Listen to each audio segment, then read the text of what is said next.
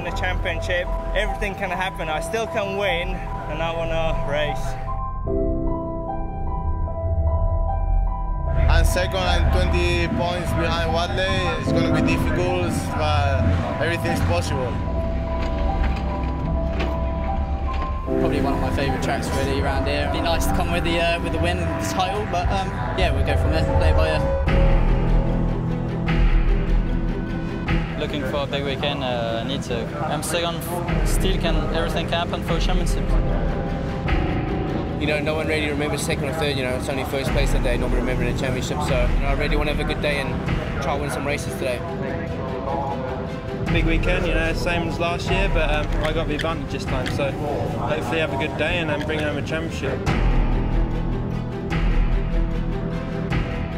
Against the